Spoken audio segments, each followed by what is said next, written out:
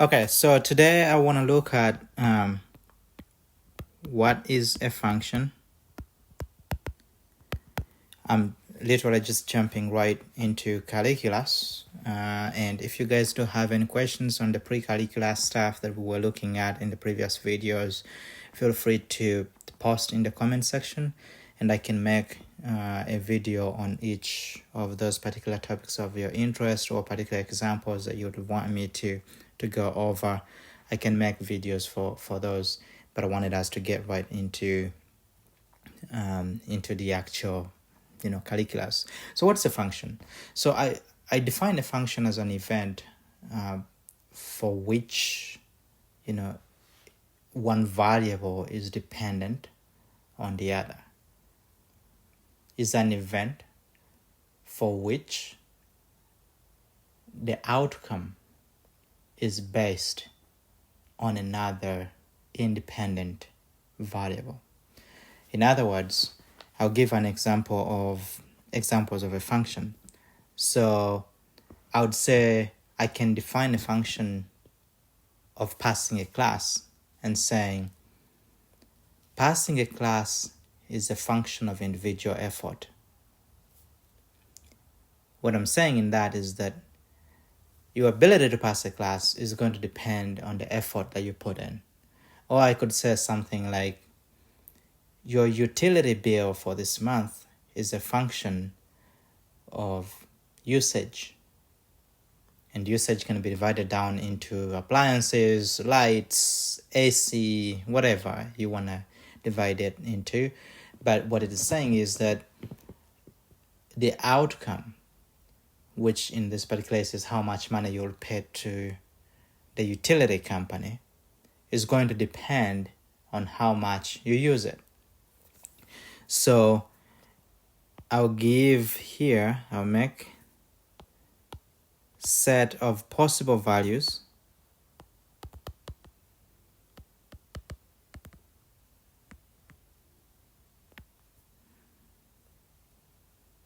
D that a function can take on and a set of possible outcomes. I won't call them possible because they will be actually outcomes.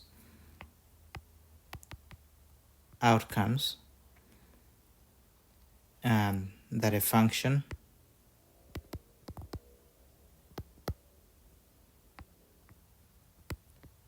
may have, and I'll call it set E.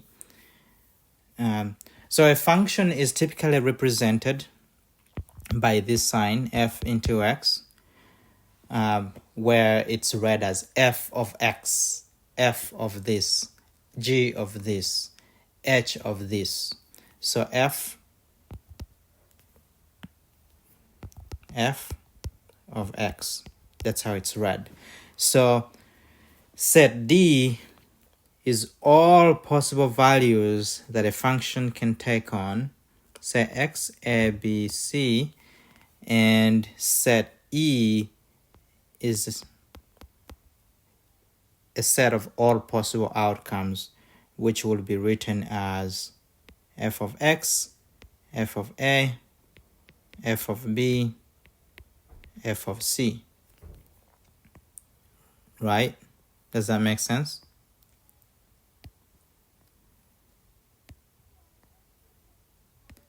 So set D is a set of all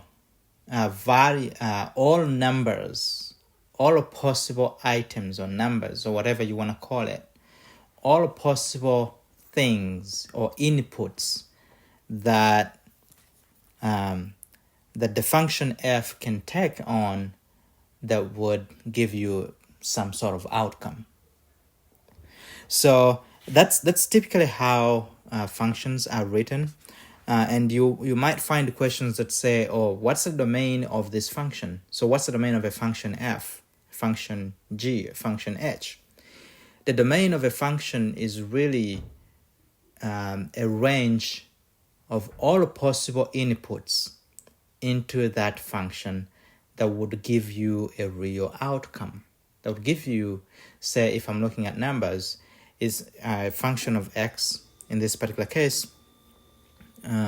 a function f, the domain of the function f into x is all possible numbers that can be in set D for which fed into the function f can give you an outcome f into x, f into a, f into b, f into c, whatever it is, that are real numbers. In other words, when you're defining the domain of a function, you're giving a range of numbers for which, if those numbers are fed into the function, your outcome is going to be a real number. I hope that makes sense. You will find questions that also ask for what's the range of the function. So the range of the function is really a range of all possible outcomes across the domain of that function. Does that make sense? So a range of all possible e's in set E across the domain of that function, across the range of all numbers for which you'd get a real number as an outcome for that function. So we'll jump right into some examples here, and the very first example I want to use really is this. So it will ask you to find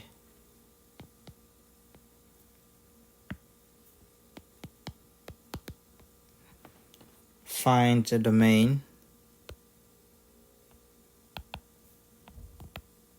of each function below.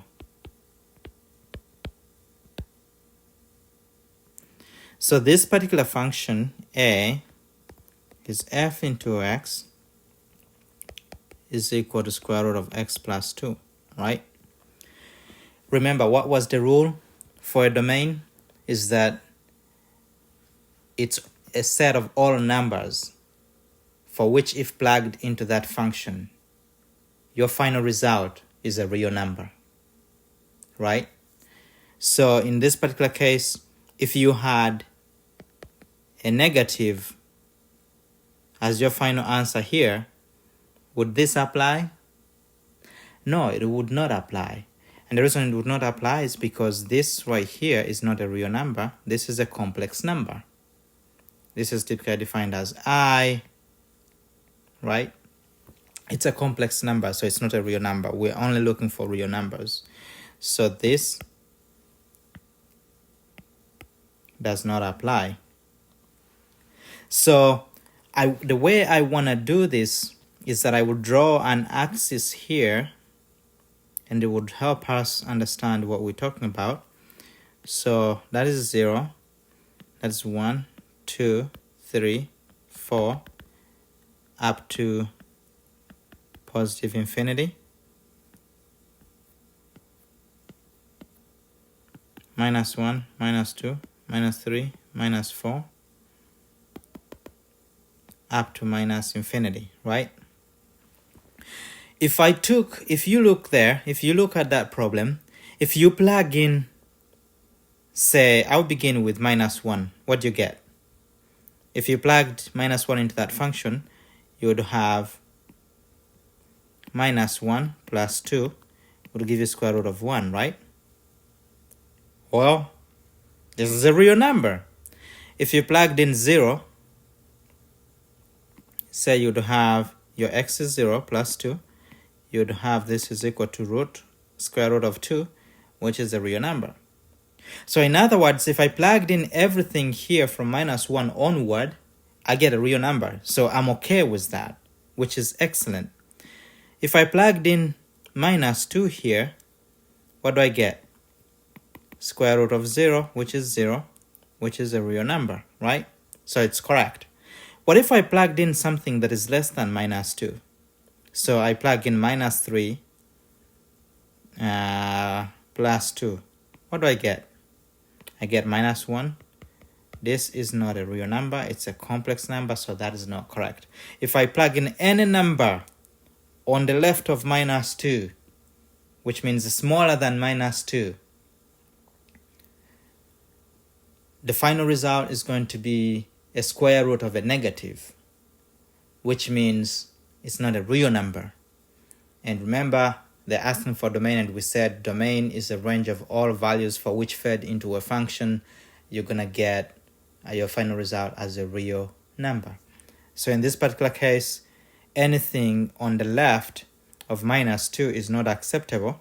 So I could represent that like this. So first of all, I will say that x in this function, x can only be greater or equal to -2, because I saw that if I plug in 2 here, if I plug in -2 into there, I actually get 0, and that's going to give me square root of 0, which is good, right? So that's good. How can I represent it? Let me move this somewhere else so we can make a good representation here. So I'll put it to the corners somewhere here and say x can only be greater or equal to -2. So you can represent this on the graph here by saying, okay, and make sure that is a solid 0 at -2, because we're saying everything starting from -2 onward is the domain of our function f into x.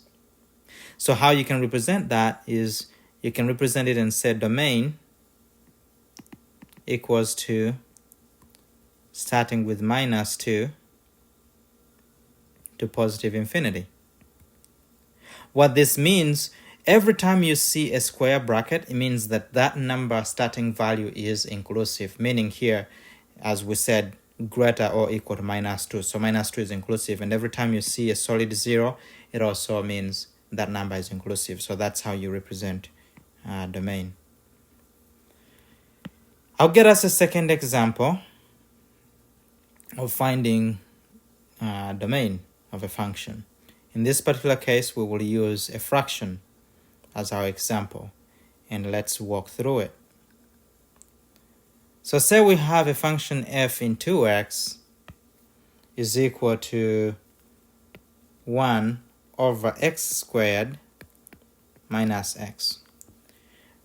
I typically like to simplify this out, or rather expand it, because it makes it much easier for me to actually see the impact of putting a given number into that function if I'm gonna have a result as a real number or not a real number. So for instance here, say 1 into x minus 1, because if I do x times x, I get x squared. If I do x times 1, I get x. So that is the same function. So let's bring back our graph, right? The graph helps me visualize things, and that's why I like it. 1, 2, 3, 4, and 5, so on to positive infinity. -1, -2, -3, -4, -5, and so on to minus infinity, right?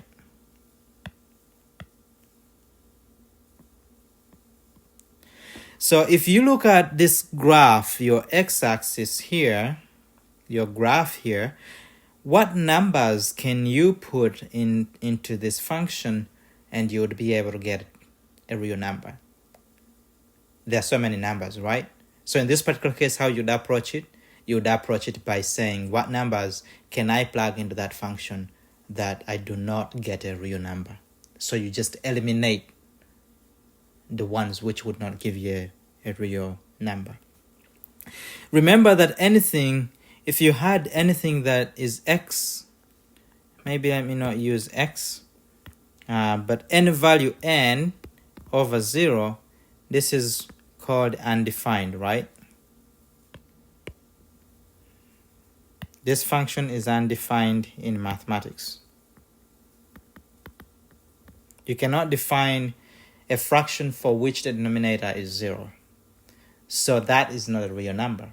So in other words, every time that I'm working with a fraction, I'm really going to aim to be looking for numbers for which if I plug into that function, I'm either going to say if there is no square root here, if the function is just as it is, I'm only looking for to eliminate numbers for which if I plug them into the function, I get some fraction that is divided by 0, where number is divided by 0, because that is undefined. So I'm going to look for those things so I can eliminate them. If it had the square root, then that gives me two things to look for. One, where the final outcome is some number divided by 0, or some number divided by the square root of a negative. That would not give me a real number either, so I would eliminate that. So in this particular case, we don't have a square root, so we only need to worry about dividing by 0, so having undefined functions. So what numbers on this axis here that we've drawn on this graph are there that if you feed them into this function, that if you feed them into that function, you get an undefined function. We can start with 0, right? If I fed in 0, so I will make it an open 0. If I fed in 0 into this function, into that function, what do I get? I get 1 divided by 0, right? Because 0 times 0 minus 1 is 0. So it's undefined, which means I cannot do 0. Can I put in minus 1? Can I put in minus 1? Of course I can, because minus 1 here would give me minus 1 times minus 1. So it would give me minus 1 times minus 1 minus 1, which means minus 2 times minus 1, which gives me 1 over 2, which is a half, right? So that is correct. If I put in minus 2, would I be safe? Yes. If I put in minus 3, would I be safe? Yes. So this implies that anything, literally anything, other than, on the left of 0, anything on the left of 0 can be put into that function and you'll get a real number. That's awesome. So we've identified one thing. We cannot put in 0 there. So 0 here begins with an open circle. Remember in the previous problem, we had minus 2 with a solid, 0. So in this case, it's an open circle, meaning 0 is not inclusive. How about if I put in 1? Would it work? No, it would not work. It would not work. So I cannot put in 1. But can I put in 2? Because if I put in 1 here, what's going to happen?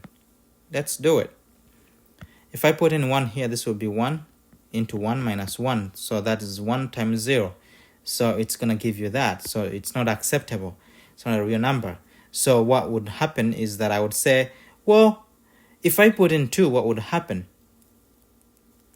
Because that would be 2, that would be 2, and that would be 1 times 2 will give me a half. So in other words, we can see here that we can put in anything greater than 1, but not 1. So I can start here and draw that and go to the right, meaning everything, without 1 inclusive, but everything to the right of 1 can be plugged into that function that will get the outcome as a real number. So that's how you would represent the domain of this graphically. And so for you to represent it out as a range, you would then say, first of all, I would say that for this function, for f, x can only be, so f is only valid where x is not equal to 0 or x is not equal to 1. Everywhere else is not valid. So I would go ahead and then write the domain and say domain can be written as, how would I write this? I would say anything from negative infinity to 0 is acceptable. Remember, in the previous function, you had minus 2 with a bracket, meaning the minus 2 is inclusive because we had a solid 0 at minus 2. because you could plug it into the function and you would get a real number. In this particular case, we have a parenthesis here instead of the bracket to signify that 0 is not inclusive. So union 0 to 1, union 1 to infinity. Again, remember, we're using parentheses as opposed to brackets because those numbers are not inclusive. So 1 is not inclusive, 0 is not inclusive. So that's how you would write or find the domain of a function. So I hope you do more practice with this, and if you do have any questions, please post in the comment section. I am happy to always go back and make more videos about a specific topic, a specific example, use multiple examples and things like that if you find it interesting or more challenging and you need more help with it. Thank you. I look forward to seeing you guys in my next video.